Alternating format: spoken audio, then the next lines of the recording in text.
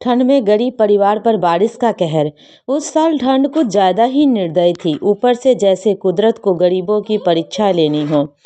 वैसे ही लगातार 3 दिन से बारिश हो रही थी। ना सूरज निकल रहा था, ना आसमान साफ हो रहा था। आसमान में काले बादल ऐसे मंडरा रहे थे जैसे किसी के दिल में बैठा दुख। गांव के बाहर नदी के किनारे मिट्टी और फूस से बनी एक छोटी सी झोपड़ी थी। उसी झोपड़ी में रहता था रामदीन, उसकी पत्नी सीता और 2 छोटे बच्चे, गुड्डू और चुन्नी। झोपड़ी इतनी कमजोर थी कि तेज हवा में ही उसकी दीवारें कांपने लगती थी और बारिश में तो छत से पानी टपकना आम बात था। पहली रात बारिश तेज नहीं थी, लेकिन ठंड ऐसी कि हड्डियां जम जाए। रामदीन ने पुराने बोरे और फटी हुई चादर से बच्चों को ढक दिया। खुद और सीता एक कोने में सिकुड़ कर बैठ गए। राम, बच्चों को बहुत ठंड लग रही है। सीता की आवाज कांप रही थी। रामदीन के पास जवाब नहीं था। जेब खाली थी, मन भरा हुआ। रामदीन दिन भर मजदूरी की तलाश में भटकने के बाद भी उसे काम नहीं मिला था। सुबह हुई तो बारिश और तेज हो गई। झोपड़ी के सामने की मिट्टी बहने लगी।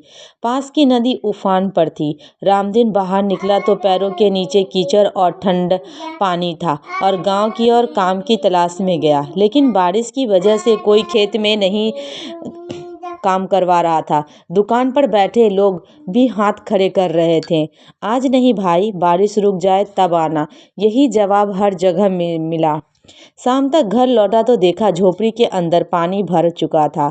सीता बच्चों को गोद में लेकर रो रही थी। चूल्हा बुझ चुका था, लकड़ियां गीली हो गई थी। गुड्डू बोला, बाबा आज रोटी मिलेगी? रामदीन ने नजरें झुका ली। उसके पास ना पैसा था ना अनाज। तीसरी रात बारिश तूफान बन चुकी थी। हवा इतनी तेज कि फूस की छत उड़ने लगे। अचानक एक जोर की आवाज हुई। झोपड़ी की एक दीवार गिर गई। सीता चीख पड़ी। बच्चे डर से कांपने लगे। रामदीन ने बच्चों को सीने से लगा लिया। ठंड पानी शरीर को भिगो रहा था। कपड़े ऐसे चिपक गए थे जैसे बर्फ हो गए हों। उस रात किसी की नींद नहीं ली। सुबह होते होते चुन्नी को तेज बुखार हो गया।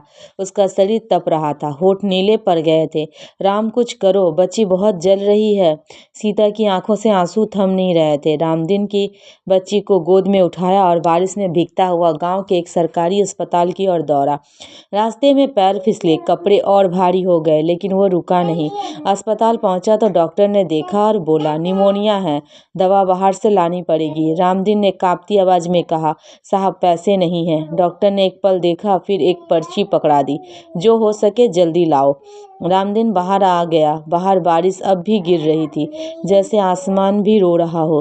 तभी सामने से गांव का मास्टर जी आ रहे थे। रामदीन को इस हालात में देखकर रुक गए। रामदीन, क्या हुआ? सारी कहानी सुनकर मास्टर जी की आंखें भर आई।